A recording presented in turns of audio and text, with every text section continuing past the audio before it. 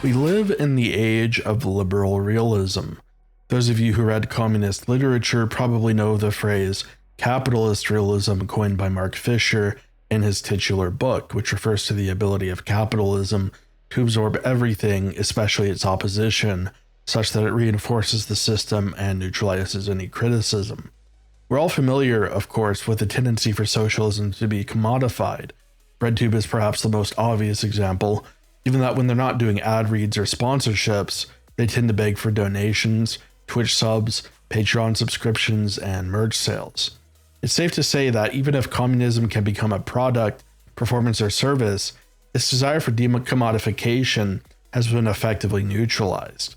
This concept can be summed up in the words of Mark Fisher: "It is easier to imagine the end of the world than the end of capitalism." What capitalist realism is to the economic plane, liberal realism is to the political plane. Every form of political engagement is reduced, eventually, to a slight modification of liberal values and systems.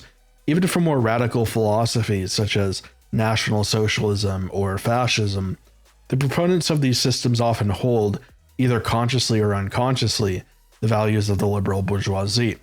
Hard work leads to great rewards. Science is the best means of knowledge. Unmarketable skills or occupations are worthless. Wealth is the primary measure of value. One's job is what one person is. A strong work ethic is the basis for society, or conformity is a virtue. Indeed, you don't have to look very far in the online discourse to find self-professed Nazis defending Western civilization on the basis of its economic output, the supremacy of its individual rights, or even its technological accomplishments. This runs contrary to the tendencies of the historical fascist movement, which in its character was 1. Anti-liberal, and 2. At least nominally and semiotically anti-bourgeois, if not in practice, by which I mean its efforts to reform finance, nationalize parts of the economy, put businesses under strict corporate control, and end usury. One can still detect the remnants of liberal thought in fascism, of course. Those who formed its doctrines were largely pragmatists rather than idealists, and were working from the beginning with a very liberal prima materia. Parts of the Weimar government indeed continued under Nazi rule. Fascists also tended to evaluate a person's worth based on their productivity. But that aside, these ideologies seem to be a sharp break from much of the presumptions of the liberal worldview. People are not individuals, they are part of the whole, which is centered around the common good of all in society. Instead of the individual, they sought to value what they called personality. He who proved himself capable of personal sacrifice and heroism would be venerated and receive rewards. It was his personal character that mattered. The leadership of the country is one concrete example of this premise, in which the personality principle, or Führerprinzip, granted all authority in the country to a single person. This principle is applied also to businesses, which were ran on the basis of a single leader proprietor who had more or less absolute control of his business in between the regulations of the state corporation. But Vaush said something that kind of lives rent-free in my head, and which neatly summarizes the political situation, or more or less what exists under liberal realism. He was asked by a chatter why he calls a bunch of conservatives and liberals fascists, and he replied that all Nazis and communists today are just very different variations of liberal. In Vaush's mind, a far-right liberal is the only actually existing Nazi in the modern world, and a far-left pro-capitalist liberal is the only kind of actually existing communist. Everything else is just pointless internet chatter, completely without legitimacy and power. In a sense, he's correct. Most people who call themselves Nazis or think of themselves as far-right today are basically supporters of liberal capitalism with strong border controls, or an ethno-state based on a very narrow and racial concept of citizenship. In other words, they aim to defend the nation-state without upsetting any of the relations that constitute the liberal order. Vaush himself is proof of liberal realism, because despite all his pretensions toward being a Marxist, he advocates for vote blue no matter who, and was one of Biden and Kamala Harris's biggest shills. Hassan Piker is more of the same. He spends most of his time wearing quote-unquote Chinese suits and gassing up students at DSA meetings. DSA, of course, is just Bernsteinian reformist liberalism with a welfare state. Nothing about DSA threatens liberalism. Even in more radical circles, we still see the prevalence of basically liberal attitudes. White nationalist movements based on giving white people a voice, or white self-determination, communists defending human rights, social progress, and purely formal freedom.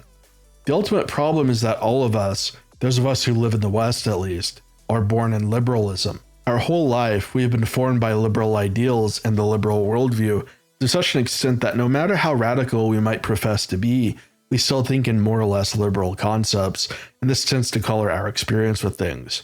I will not even exempt myself from this, because despite being perhaps one of the most intense anti-liberals on YouTube, I still seem to think rather foolishly that the battle for ideas is important, and argumentation and discourse is one of the best ways to reach conclusions about things that don't have a single true objective answer, like politics.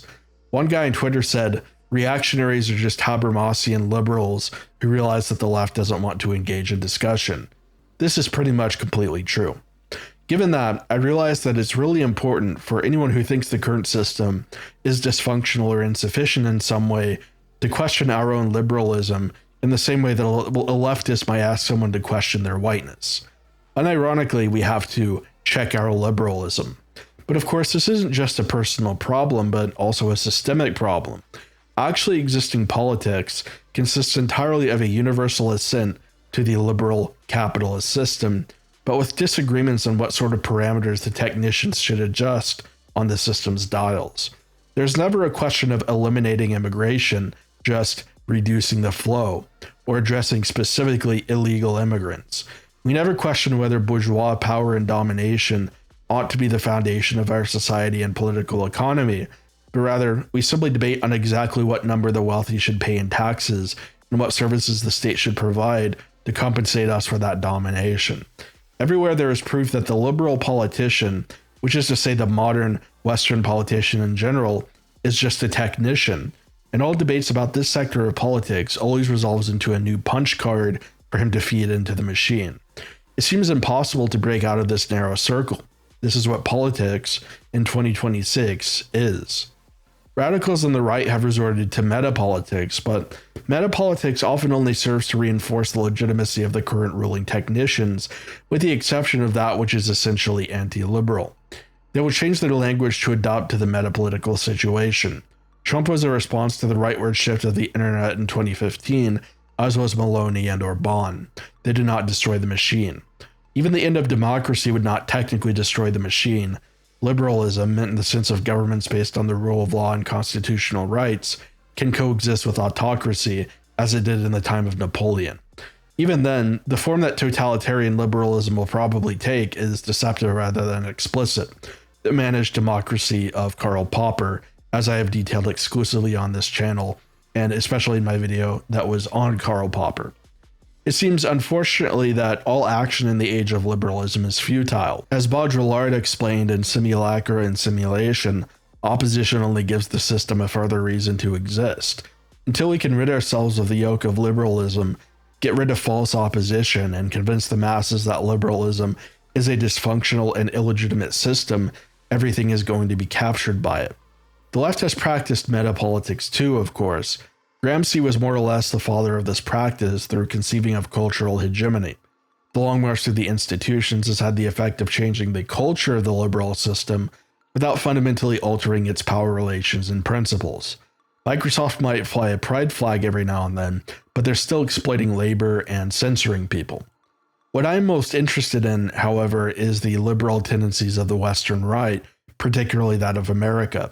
Conservatives have hitched American heritage to liberalism and its various figures, like the Founding Fathers, John Locke, and Rousseau.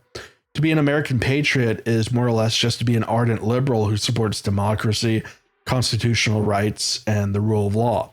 As such, what patriotic conservatives seek to conserve is nothing that is really constitutive of a nation, but instead the political superstructure of an order of powers. We might note a growing trend in the opposite direction, but this is only an illusion. Yoram Hazony's national conservatism is still foundational on individual rights. His talk about nations being comprised of tribes is really just flavor text, especially considering that when he speaks of tribes, he is in fact referring to a species of pluralism, which is not in any serious way incompatible with liberalism. All Hazony seeks to do is to orient moral policy around what he calls Judeo-Christian Western traditions, which would not in any serious way militate against the separation of church and state, considering that the moral values of law in the US are themselves rooted in a cultural Christianity, i.e. the norms of marriage, laws against bigamy, outlawing of prostitution, prohibition of hallucinogenic drugs, regulations on alcohol, and so on. There's no rule in the US Constitution that prohibits religion from informing moral law, and many times common law has ruled that cultural influences throughout all of society influence the norms lawmakers propose. So in the end, all this national conservatism is simply a repackaged form of Buchananite paleo-conservatism. Pluralism is acceptable as long as an effort is made to reduce levels of immigration, and so long as the existing immigrants assimilate to our way of life. There's no question of actually replacing the system or stopping immigration entirely. Once again, the technicians are simply feeding the machine new instructions. Christian nationalism seems to be altogether more radical. However, it simply couches the liberal capitalist system in a garb of pomp and ritual.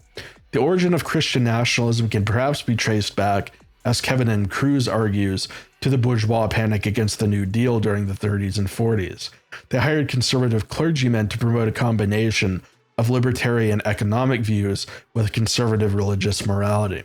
The head of this movement was James Fifield Jr., a minister known for his incredibly wealthy congregation.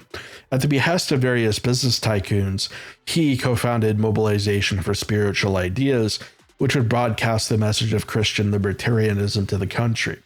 His role was purely instrumental, in the sense that his wealthy patrons wanted him to oppose the social gospel movement, as well as Roosevelt's New Deal policies.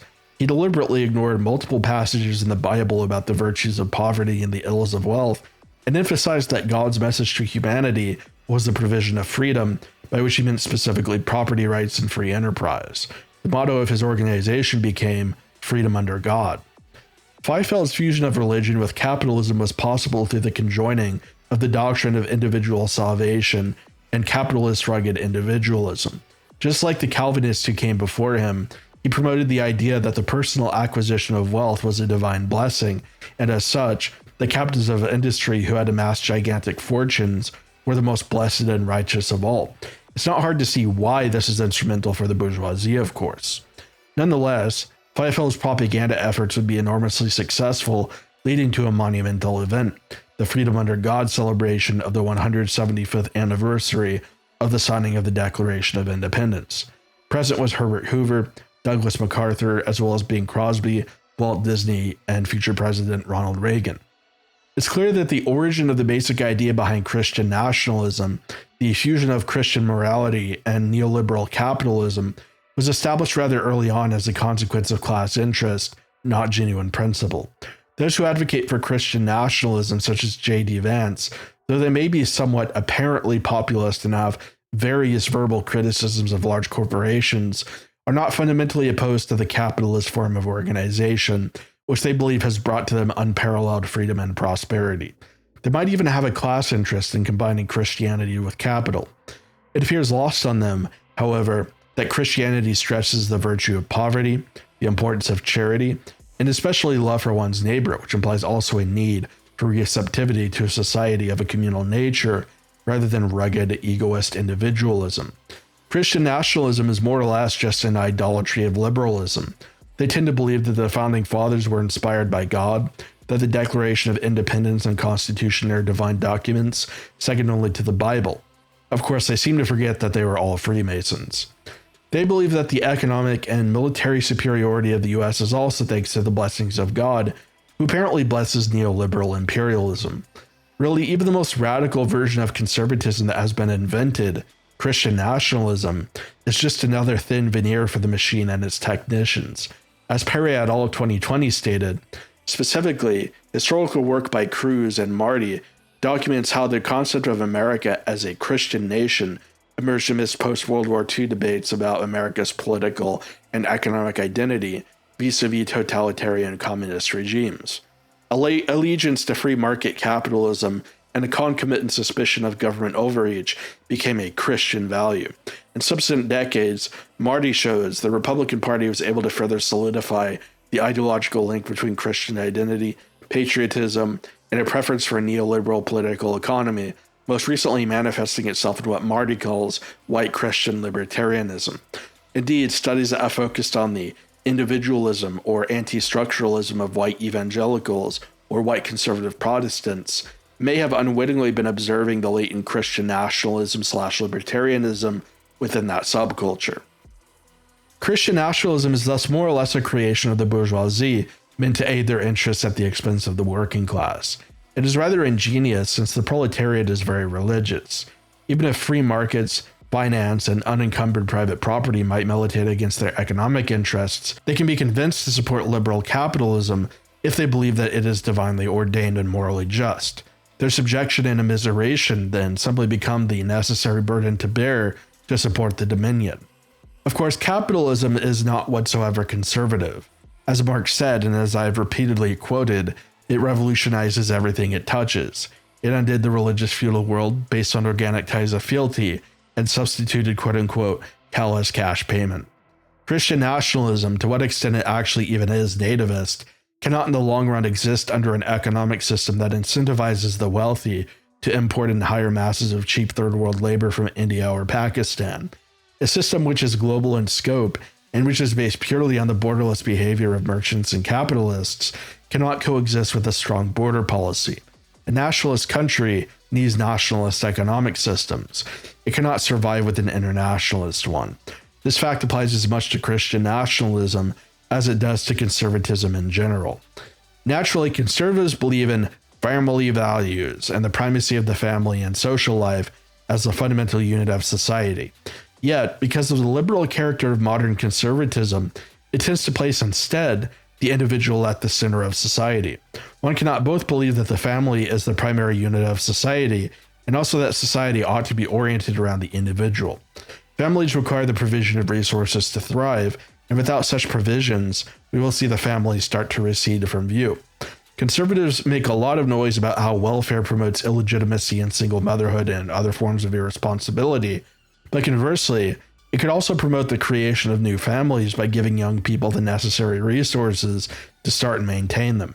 It only depends on the actual situation of the demographics we're talking about. The individualist principle of self-reliance and personal autarky cannot in any serious way give rise to the kind of community and communal feeling required to support a nation of families. Families support each other. They are the building block of communities. If people are expected to entirely support themselves, and if people are taught to pursue their own individual destinies, often at the expense of having relations with other people, the family will become basically meaningless. The bourgeois family contributes much to this problem, especially the expectation that you will be capable of moving out and supporting yourself at 18. The bourgeois family is an economic unit, and dependency creates a negative balance sheet. But dependency is precisely what families exist to address. People have needs, and we are bound together to help fulfill them. Families are built around lifting each other up as a unit, not casting away their members so they can become autarkic individuals. This expectation of individual self-reliance is part of the reason why the family business of conservative mythology no longer exists. It has reached the point at which even the richest bourgeoisie do not leave behind any inheritance, for fear that they might upset their progeny's work ethic. Under such conditions, how can the family hope to survive? Conservatives need to think long and hard about whether they support the bourgeois configuration of the family. It, in fact, was the product of a revolution. It is in no way traditional. Families should stick together instead of their own going each their separate ways. And what of individual rights? Why are they so venerable? Conservatives furiously condemn the extent to which rights have been issued and extended in the modern day. Freedom from being offended, freedom from discrimination, the freedom to be basically non-pro-social, trans rights, gay rights, everything that goes under the banners of civil rights and progress. Do they not realize that the basis of civil rights is actually their cherished equality and natural rights? It is on the basis of the equality of individuals that the 14th Amendment was passed. If individuals are all equal, then granting them disparate rights or duties or treatment would violate that precept. To have a bone to pick with civil rights specifically, but not re-examine the legitimacy of individual rights which give rise to them is preposterous. This is just what I call wagon circling. To criticize and oppose the excesses of progress whilst at once affirming progress. One thing leads through teleologically to the other. If we conceive of individuals who only differ in terms of number and thus are equal to one another, and then grant them universally rights on that basis, why would we logically stop at something like race, speech, gender, or sexuality? You have to look at things teleologically. The final end of individualism is equality. The final end of equality is the leveling of all differences, and the final end of the leveling of all differences is the regime of uniformity and axiological neutrality. The rugged individualism of liberalism has political consequences that are actually not consonant with conservatism. Lastly, we have to discuss the question of ethno-liberalism. There are plenty of those on the right who think we can have a kind of national capitalism, white nations foundational on capitalist individualism. They argue that Western values, or sometimes white values, which are actually just the values of the liberal bourgeoisie, can only be defended in demographically homogeneous countries. This is obviously disproven by the dominance of liberalism around the world. Other people can adopt and practice the oligarchical democratic system as well. India can do it. Pakistan can do it. Even Uganda does it. Liberalism is the default state of the world at the moment, and perhaps the only exceptions to this are China, Iran, Saudi Arabia, Syria, and North Korea. Every one of these liberal countries is basically pluralist and multi-ethnic. And as it so turns out, the value of equality tends to actually, in fact, lead to certain political consequences. It is impossible to propose that equality is a virtue, but also that people should not have an equal opportunity to become citizens or immigrate. Again, this is just wagon circling. Ethno-liberals are reactionaries who want to return to the early 19th century, when America had a whites-only immigration policy. The problem is that things do, in fact, happen for reasons. It is precisely because the United States was founded on the values of equality and fraternity, the latter being what I have called the cult of human mass, that it eventually repealed all of its ethnocentric policies. Ethnocentrism always existed in tension with liberal values. It's well known that Thomas Jefferson owned slaves and was thus a hypocrite, like many Americans. A system foundational on contradictions cannot last forever. Those contradictions will seek resolution through negation, and the negation of ethnocentrism, and then the negation of that negation, is our modern pluralist state, foundational on civil rights and progress. Because of the contradictory nature of ethno-liberalism, it cannot last in the long run, just as it didn't last in its actual historical beginnings. It was not the accidents or contingencies of history that put an end to it, but rather the political teleology of the liberal system. The 1965 Hart-Celler Act, which spelled doom for the US's demographics, was kind of an inevitability. The Civil Rights Act was an inevitability. All these things that guaranteed ethnic homogeneity existed in tension to the universalist principles of liberalism, and in the long run, universalism will win. The West is not foundational on race anymore. It's foundational on universalism and individualism. It is the engine that keeps synthesizing and homogenizing everything, the cult of human mass. Liberalism is that cult. It's the meta cult. No matter how much 150 IQ radical centrists like Richard Hanania, Emil Kierkegaard, or Nathan Koffness rail against the state of the modern West, positioning themselves as heretics, it is in fact they who are the cultists. They are still part of the meta cult of liberalism. And what are the proceeds of this ethno-liberalism? Invariably, it tends to lead to the diminishment and neglect of a great part of the race in question, even to state eugenics. Ethno-liberals are very apt to define race in terms of class. If you're a lower class white, for example, you're basically not white. Ethno-liberals are not white nationalists, they are whiteness nationalists. The only reason they value racial homogeneity is for the sake of maintaining stochastically a progressive and productive bourgeois society. They don't actually care about the race. They don't care about the ethnos or the nation. They only care about the ability for the race to innovate and profit. They have marketized the race, and because of that, they are only one small step away from selling it off to China. By viewing our race as a fungible unit, they are effectively making it irrelevant as a unique reality. Indeed, almost every ethno-liberal I've seen eventually rise at the conclusion that an ethno-state will not work because of the political contradictions of the white race. There are too many liberals or communists, so we're better off creating an IQ-no state where we intelligence test Chinese and Indians to let them in if they're over 120. This is the inevitable conclusion of whiteness nationalism. In reality, there can only be one white race, but there are many whitenesses. As much as I love Ryan Falk, this very thing happened to him.